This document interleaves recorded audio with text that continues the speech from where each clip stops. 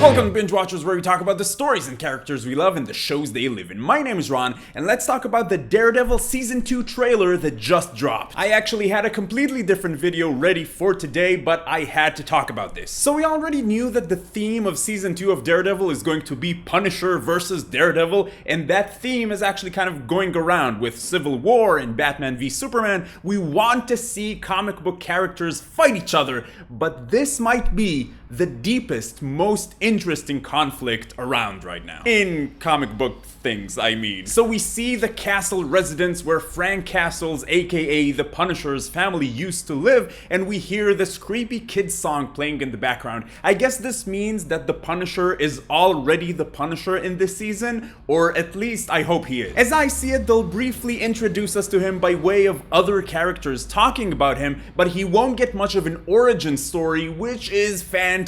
The general theme here is that the Punisher lost his family to crime, and he's this highly trained badass that has the tools and the skills to take bad guys down. But he's not satisfied with sending them to jail. Oh no, he believes in wiping them out. When this trailer shows us our first good look at Frank Castle, he looks somewhere between broken and batshit crazy. He doesn't care about anything anymore other than murdering bad guys. Frank feels that Daredevil is simply not enough. In his eyes, this guy is sort of playing superhero, beating up bad guys, but that doesn't accomplish anything. In order to truly make an impact, you have to finish the job. Now the question is, will the Punisher take on Daredevil or the other way around? In the trailer, we see that Karen Page is asking Matt, did we create this guy? Did Daredevil open the door for someone that feels that this is just not enough?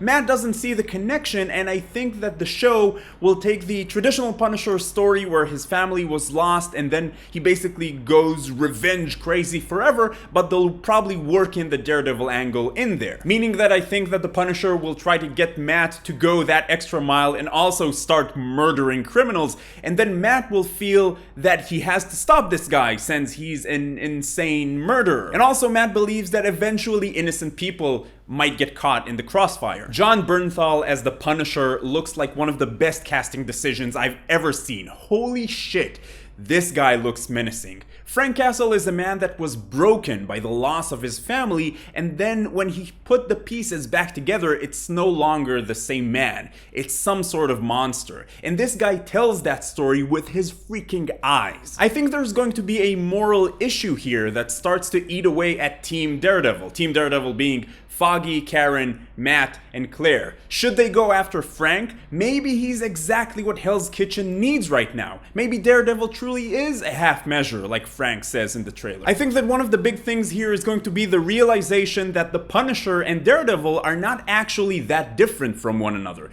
Frank delivers this great line of, "You're just one bad day away from being me." Frank doesn't hide behind a mask, he has nothing to lose, and he does what he feels needs to be done. So Matt is going to have to struggle with that, and he'll have to decide, does he really believe in what he's doing? I love that idea that if he still feels guilty for things that he's done in the past, that means that there's still work to do. Is that work taking care of Hell's Kitchen or taking care of the Punisher? Are those two the same thing? When Claire says the city needs him, could she be talking about Frank? Is that a hard truth that she just realized? Maybe that's the only way to actually save Hell's Kitchen. And how does that tie into Wilson Fisk's idea from season 1 that Hell's Kitchen needs to die before it can be reborn? What I love about this is that the concepts of what's good and what's bad, who's right and who's wrong, they're all blurred. There's no one answer. You can choose a side. In any case, I absolutely loved this trailer. I love the atmosphere and the vibe. I don't know how Elektra's going to play into all of this.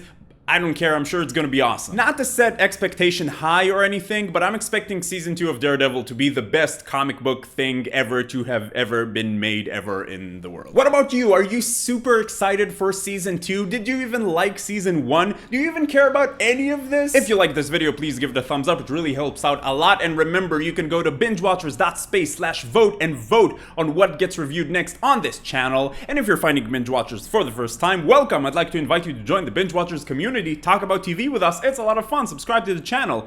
But in any case, keep binging, and I will see you next time.